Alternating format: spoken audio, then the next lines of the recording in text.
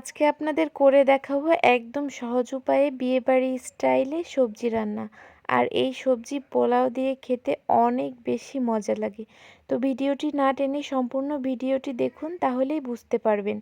আর এই সবজি রান্না করার জন্য আমি এখানে নিয়েছি ফুলকপি, নিয়েছি গাজর, এরপরে নিয়েছি পেঁপে, একটুখানি লাউ, নিয়েছি বাঁধাকপি আর নিয়েছি কিছু পেঁয়াজকলি। সমস্ত সবজিগুলো খুব ভালো করে কেটে ধুয়ে পরিষ্কার করে নিয়েছি। এবার অন্য একটি কড়াইতে পানি ফুটিয়ে দিয়ে যেই সবজিগুলো একটু বেশি শক্ত টাইপের সেগুলো আমি আগে দিয়ে দিয়েছি।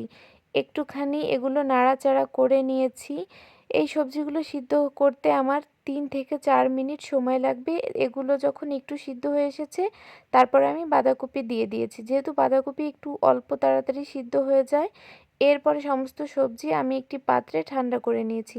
এবার কড়াইয়ে দিয়েছি তেল, আর তেলটা আমি পেঁয়াজ বেরেস্তার তেলটা ব্যবহার করেছি। আর এটা দিলে সবজির টেস্টটা অনেক বেশি ভালো আসে। এখানে আমি অল্প কিছু গরম মশলা ফোড়ন দিয়েছি, তারপরে দিয়ে দিয়েছি কিছু পেঁয়াজ কুচি। এগুলো একটুখানি ভেজে নিয়ে আগে থেকে যেই সবজিগুলো সিদ্ধ করে রেখেছিলাম সমস্ত সবজিগুলো দিয়েছি। এরপরে দিয়েছি কিছু কাঁচামরিচ ফালি, আর আমি এখানে চিকেনের বুকের মাংসটা সিদ্ধ করে একটু কাঁটা চামচের সাহায্যে ঝুরঝুরা করে নিয়েছি। এবার সমস্ত উপকরণ একটু ভালো করে মিশিয়ে নিতে হবে।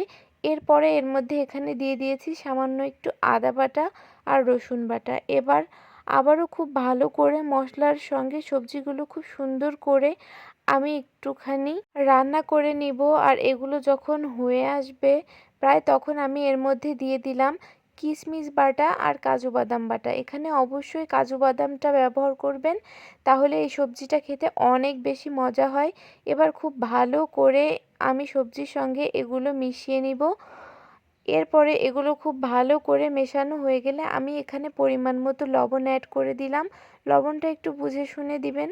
এরপরে আমি এর মধ্যে দিয়ে দিয়েছি দুধের সর, আর এই সরটা দিলে সবজির টেস্টটা অনেক মজা হয়। এবার সমস্ত উপকরণ খুব ভালো করে মিশিয়ে নেয়ার পরে আমি এর মধ্যে চিকেন স্টক দিয়ে দিলাম। যেই চিকেনটা আমি সিদ্ধ করেছি সেই যে পানিটা ছিল ওই পানিটাই আমি এর মধ্যে দিয়ে দিয়েছি। এবার খুব ভালো করে সবজির সঙ্গে আমি এটা একটুখানি ফুটিয়ে নিব। এবার সবজির শেষ পর্যায়ে আমি পেঁয়াজ কলিগুলো দিয়ে দিলাম। পেঁয়াজ কলিগুলো একটু পরে দিলে সেটা খেতে অনেক বেশি ভালো লাগে। আর এই যে দেখছেন আমি ডিম আর কর্নফ্লাওয়ার নিয়েছি, এটা খুব ভালো করে ফেটিয়ে আমি দিয়ে দিলাম। এবার খুব ভালো করে এটা নেড়ে চেড়ে মিশিয়ে নিতে হবে। আপনারা চাইলে কম কম করে দিতে পারেন, তাহলে সবজির ঘনত্বটা ভালো করে বোঝা যাবে, কিন্তু আমি একবারেই দিয়ে দিয়েছি। পাচ্ছেন এটা কত সুন্দর হয়েছে, আর ঘনত্বটাও একদম ঠিক আছে।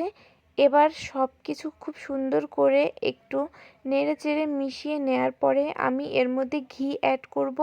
আর সবশেষে ঘিটা দিলে সবজির টেস্টটা অনেক বেশি মজা হয়। এখানে আমি 2 চা চামচের মতন ঘি অ্যাড করেছি। এবার ঘি দেওয়ার পরে সমস্ত সবজির সঙ্গে খুব ভালো করে মিশিয়ে নিয়েছি। আর দেখতেই পাচ্ছেন কত সহজে এই সবজিটি আমি তৈরি করে নিয়েছি। আজকের এই রেসিপিটি কেমন লেগেছে অবশ্যই জানাবেন, আর ভিডিওটি ভালো লাগলে শেয়ার করে টাইমলাইনে রেখে অন্য সবাইকে দেখার সুযোগ করে দিবেন। সবাই ভালো থাকবেন। পরবর্তীতে দেখা হবে অন্য কোনো রেসিপিতে। আল্লাহ হাফেজ।